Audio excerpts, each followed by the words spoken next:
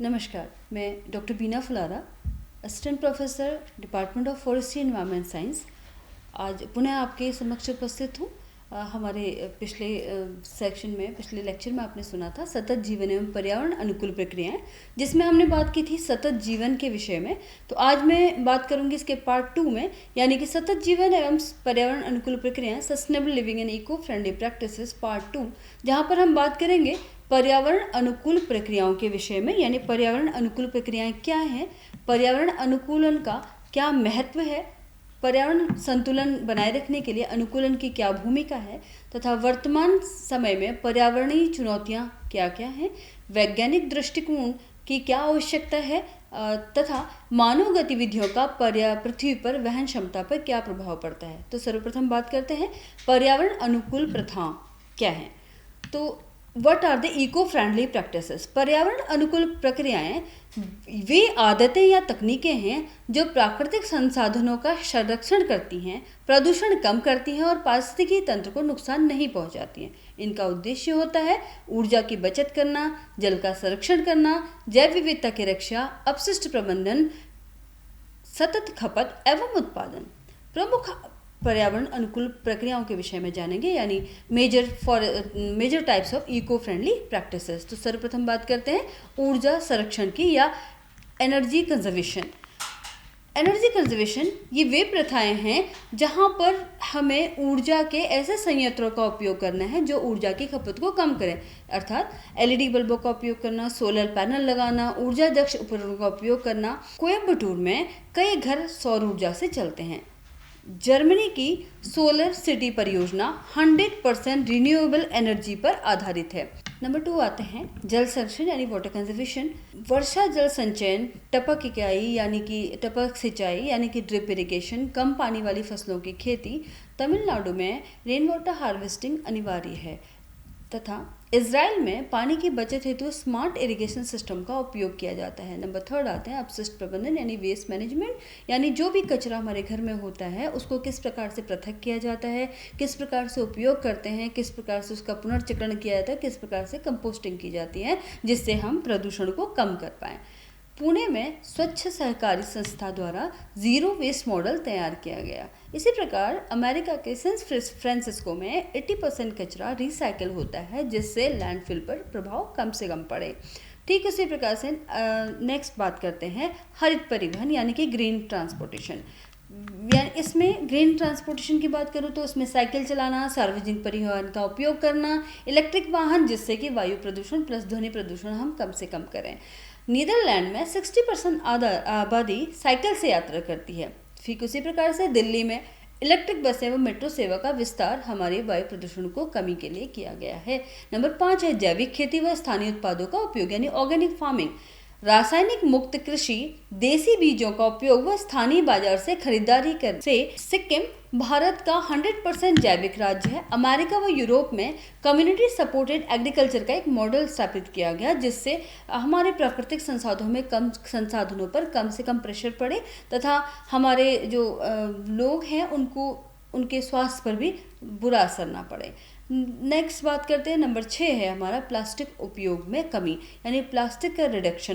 Plastic का उपयोग कम किस प्रकार से किया जाता है? सिंगल यूज प्लास्टिक की जगह पे कपड़े या जूट के थैलों का उपयोग करना, प्लास्टिक को बंद करना, बायोडिग्रेडेबल विकल्प का उपयोग करना।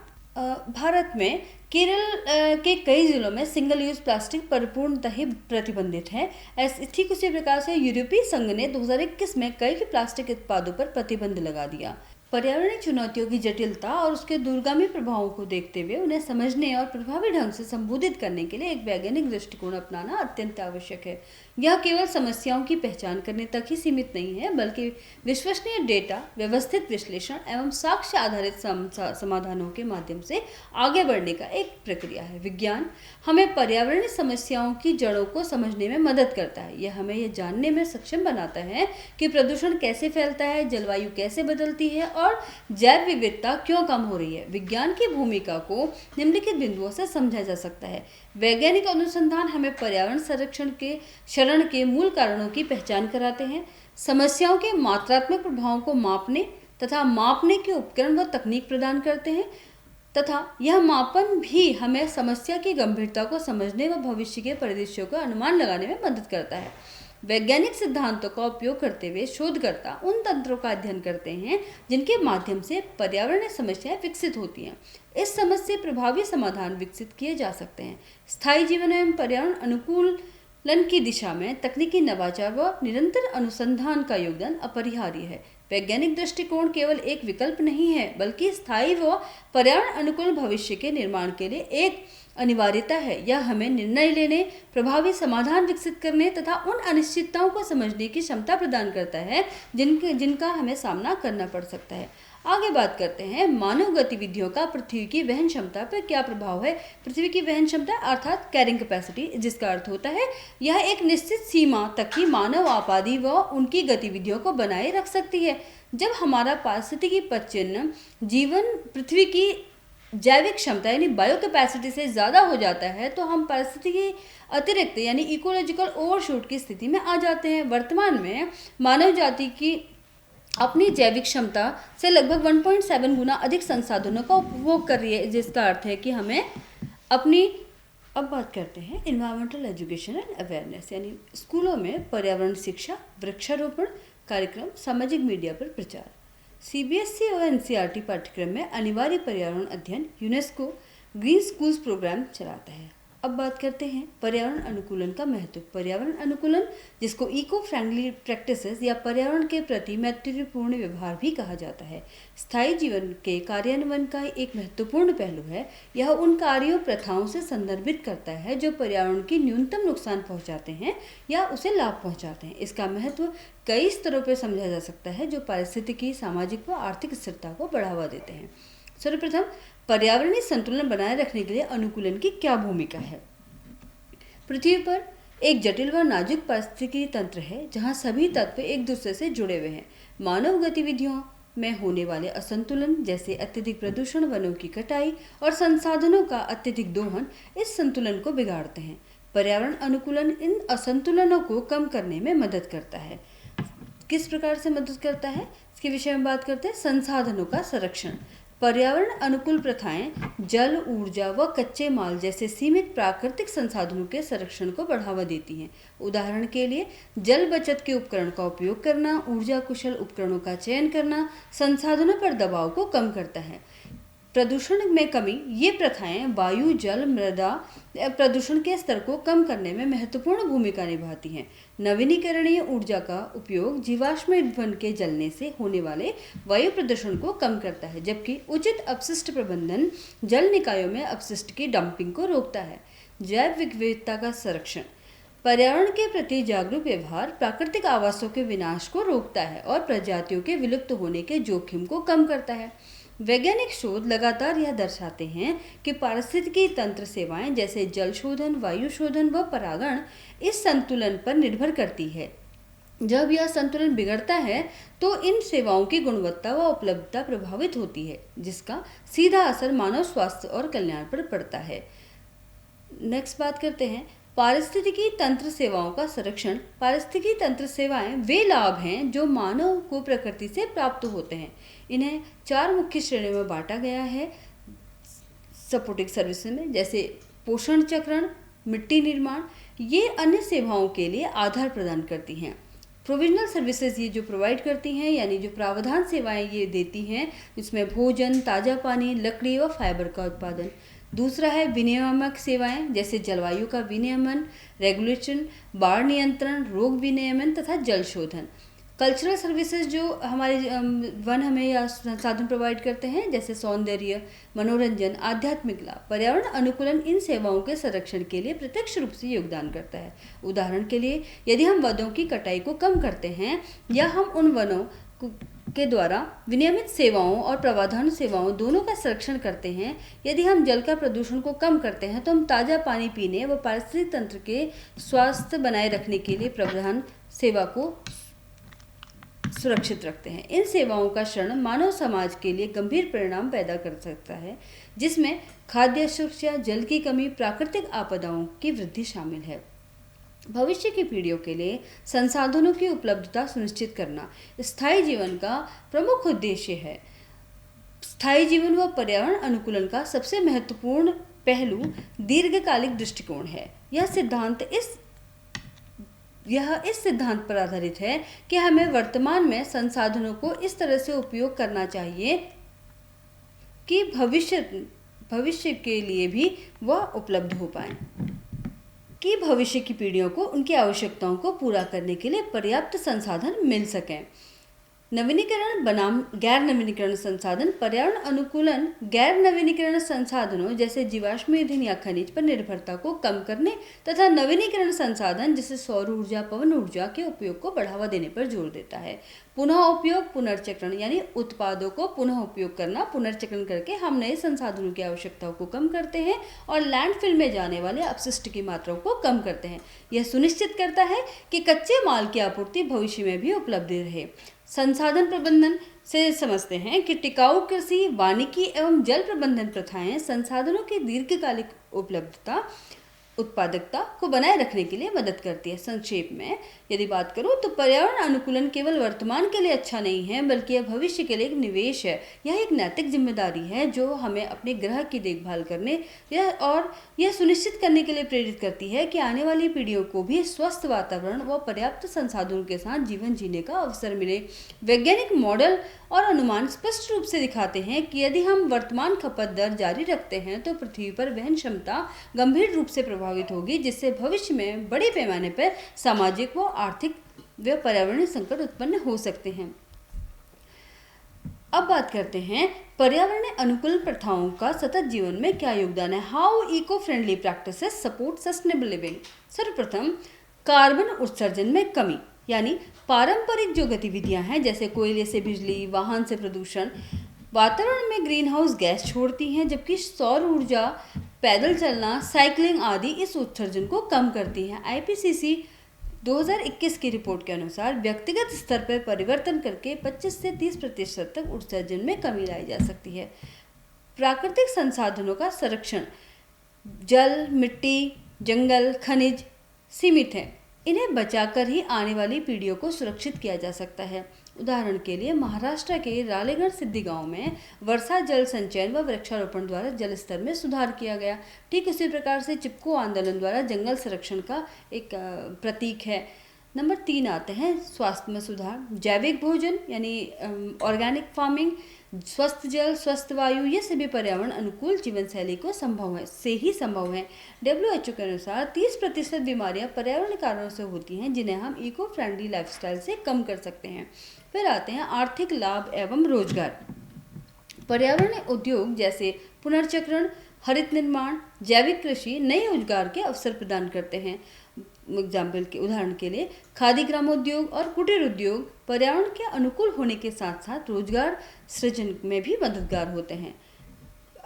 नेक्स्ट बात करते हैं सामुदायिक भागीदारी व सामाजिक समानता। जब लोग सामूहिक रूप से इन प्रथाओं को अपनाते हैं तो सामाजिक समरसता भी बढ़ती है और हाशिए पे के लोग भी लाभान्वित होते हैं, जिसका मुख्य उदाहरण है इको सैनिटेशन प्रोजेक्ट। महिलाओं को स्वच्छता एवं गरिमा के साथ जीवन प्रदान करता है।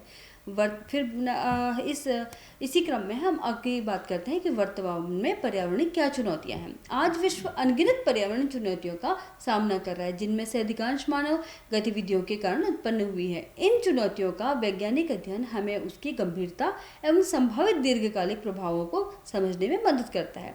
इन्हें संबोधित करना स्थायी जीवन और पर्यावरण अनुकूल की दिशा में एक महत्वपूर्ण कदम है। कौन कौन सी चुनौतियां हैं? सबसे पहला है जलवायु परिवर्तन। इसके जो कारण है, प्रभाव है, वैज्ञानिक साक्ष्य। जलवायु परिवर्तन वर्तमान समय में सबसे गंभीर पर्यावरणीय चुनौती है। यह पृथ्वी की औसत वैश्विक तापमान में लगातार वृद्धि से संदर्भित करता है, जिसे ग्लोबल वार्मिंग के रूप में जाना जाता है।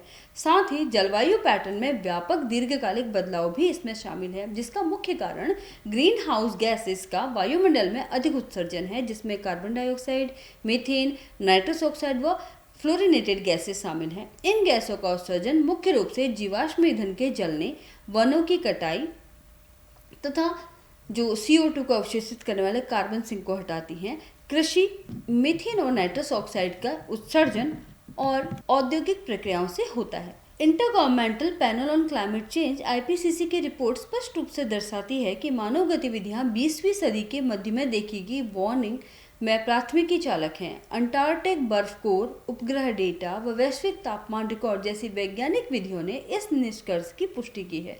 उदाहरण के लिए पिछले 150 वर्षों में वैश्विक औसत तापमान में लगभग 1.1 डिग्री सेंटीग्रेड की वृद्धि हुई है, जिसका प्रभाव बढ़ता वैश्विक तापमान जो हम रोज़मर्रा की ज़िंदगी में महसूस करते हैं, समुद्र स्थल में वृद्धि, मौसम के पैटर्न में बदलाव, कृषि पर प्रभाव, जैव विविधता पर खतरा तथा मानव स्वास्थ्य पर इसका बहुत प्रभाव पड़ता है। नंबर 2 आते हैं जैव विविधता का नुकसान। प्रजातियों का विलुप्त होना तथा पारिस्थितिकी असंतुलन जैव विविधता पृथ्वी पर जीवन के सभी रूपों में विविधता को संदर्भित करती है, जिसमें प्रजातियां, आनुवंशिक विविधता व पारिस्थितिकी तंत्र भी शामिल है। वर्तमान में हम प्रजातियों के विलुप्त होने की अभूतपूर्व दर का सामना कर रहे हैं, जिससे अक्सर छठा सामूहिक विलुप्तीकरण कहा जाता है, जिसका मुख्य कारण आवास का विनाश व विखंडन, वनों की कटाई, शहरीकरण, कृषि विस्तार व खनन जैसी गतिविधियां प्राकृतिक आवासों को नष्ट करती हैं या उन्हें छोटे खंडित टुकड़ों में बांट देती हैं, जिसका मुख्य कारण प्रदूषण है, विदेशी आक्रमणकारी प्रजातियां, अत्यधिक दोहन है, जिसका मुख्य प्रभाव पारिस्थितिक तंत्र के पतन होता है, यानी कि उनका इकोसिस्टम डिक्लाइन करता है। आनुवंशिक विविधता में कमी होगी, यानी अलग अलग तरह की वैरायटी हमें नहीं मिलेगी। खाद्य सुरक्षा पर खतरा निरंतर होता है तथा अन्य संसाधनों को भी नुकसान होता है। संसाधनों का अत्यधिक दोहन, जल, वन व खनिज, मानव जनसंख्या में वृद्धि व बढ़ती खपत की आवश्यकताओं को पूरा करने के लिए प्राकृतिक संसाधनों का ओवर एक्सप्लॉयटेशन यानी अत्यधिक दोहन किया जाता है, जो एक गंभीर चुनौती बन गया है। जल की अत्यधिक निकासी, कृषि, उद्योग व शहरी उपयोग के लिए भूजल व सतही जल का अत्यधिक निष्कर्षण विशेष रूप से शुष्क क्षेत्रों में जल स्तर को कम कर रहा है और एक्वीफायर को सुखा रहा है। औद्योगिक अपशिष्ट, कृषि अफवाह व अनुपचारित सीवेज पीने योग्य पानी के स्रोतों को दूषित कर रहे हैं, जिससे जल संकट और भी बढ़ता जा रहा है। अगला बात करते हैं वनों की कटाई, यानी कृषि विस्तार, लॉगिंग, शहरीकरण या बुनियादी ढांचे का विकास के लिए बड़े पैमाने पर वनों की कटाई हो रही है, जिससे कार्बन उत्सर्जन बढ़ता है और जैव विविधता को नुकसान पहुंच रहा है। और जैव विविधता को नुकसान होगा, यानी पेड़ कम होंगे तो मिट्टी का कटाव भी बढ़ता जा रहा है। इलेक्ट्रॉनिक्स व नवीनीकरण ऊर्जा प्रौद्योगिकियों के लिए महत्वपूर्ण दुर्लभ खनिज जैसे लिथियम, कोबाल्ट की बढ़ती हुई मांग की वजह से अत्यधिक खनन हो रहा है, जिससे पर्यावरणीय विनाश यानी भूमि का क्षरण भी होगा और जल का प्रदूषण भी होगा और सामाजिक मुद्दे यानी श्रम शोषण भी उत्पन्न हो रहा है। नेक्स्ट आते हैं संसाधनों की कमी। गैर नवीनीकरण खनिजों की सीमित आपूर्ति भविष्य में आर्थिक व भू राजनीतिक अस्थिरता का कारण बन सकती है। वायु, जल, मृदा व ध्वनि प्रदूषण के कुछ पहलुओं की अगर मैं बात करूं, विभिन्न रूपों में पर्यावरण को प्रदूषित करता है, जिससे पारिस्थितिकी तंत्र, मानव स्वास्थ्य पर प्रतिकूल प्रभाव पड़ता है। वायु प्रदूषण, जीवाश्म ईंधन के जलने की वजह से औद्योगिक उत्सर्जन, कृषि दोहन या धूल के कण वायु प्रदूषण को बनाने का कार्य करते हैं, क्योंकि इसमें निलंबित जो कण पदार्थ हैं यानी PM2.5 या PM10, nitrogen dioxide, sulphur dioxide, ozone या कार्बन मोनोऑक्साइड जैसे प्रदूषक शामिल होते हैं। ये कण फेफड़ों में गहराई तक प्रवेश कर सकते हैं और श्वसन व हृदय संबंधी बीमारियों का कारण बन सकते हैं। वायु प्रदूषण अम्लीय वर्षा व स्मॉग का भी कारण बनता है। जल प्रदूषण की अगर मैं बात करूं तो औद्योगिक अपशिष्ट, अनुपचारित सीवेज व कृषि से रासायनिक अफवाह, प्लास्टिक अपशिष्ट या तेल का रिसाव, ये सारे प्रदूषक जल निकायों में घुल जाते हैं और जिससे जलीय जीवन यानी यूट्रोफिकेशन, जिसमें शैवाल की अत्यधिक वृद्धि होती है और ऑक्सीजन का स्तर घट जाता है, जलीय जीवन को नुकसान पहुंचता है और पीने योग्य पानी दूषित हो जाता है। माइक्रोप्लास्टिक समुद्री खाद्य श्रृंखलाओं में प्रवेश कर रहे हैं। ठीक उसी प्रकार से मृदा प्रदूषण, ध्वनि प्रदूषण, अत्यधिक या अवांछित ध्वनि मानव और वन्य जीवों के लिए हानिकारक है। मानव में यह तनाव, नींद की गड़बड़ी, सुनाई देने की हानि होना यानी और हृदय संबंधी समस्याओं का कारण बन सकता है। वन्य जीवों के लिए यह संचार, प्रजनन व शिकार संबंधी व्यवहार को बाधित कर सकता है। अगली बात करते हैं अपशिष्ट प्रबंधन की समस्या। बढ़ती जनसंख्या और उपभोक्तावाद के साथ अपशिष्ट का उत्पादन एक बहुत बड़ी चुनौती बन गया है। ठोस अपशिष्ट घरेलू, वाणिज्य या औद्योगिक कचरा जिसमें प्लास्टिक, कागज, धातु, कांच व जैविक पदार्थ शामिल हैं। अधिकांश अपशिष्ट लैंडफिल में समाप्त हो जाता है, जहां वह मिट्टी व भूजल को दूषित कर देते हैं और मीथेन जैसी शक्तिशाली ग्रीन हाउस गैस को छोड़ते हैं।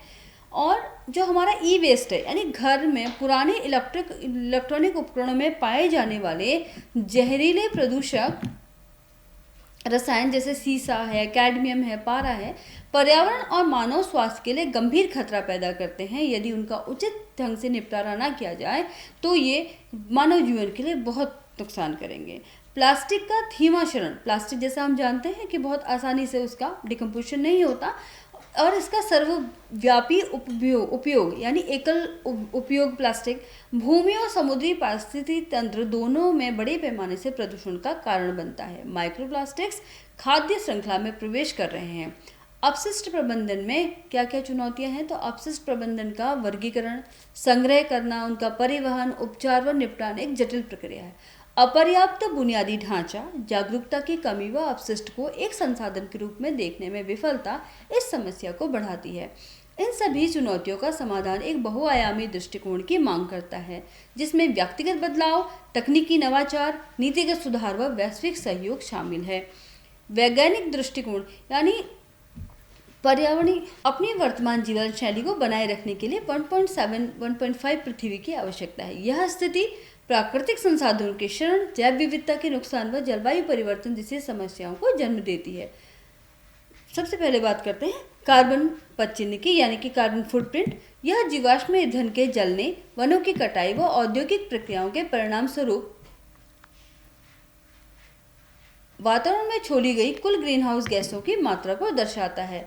इसे किलोग्राम या टन कार्बन डाइऑक्साइड समतुल्य में मापा जाता है। कार्बन पदचिह्न को कम करना जलवायु परिवर्तन से निपटने के लिए एक महत्वपूर्ण रणनीति है। उदाहरण के लिए अक्षय ऊर्जा स्रोतों का उपयोग करना, सार्वजनिक परिवहन का उपयोग करना और ऊर्जा कुशल उपकरणों का चयन करना कार्बन पदचिह्न को कम करने में मदद करता है। द्वितीय आते हैं जल पदचिह्न यानी वाटर फुटप्रिंट।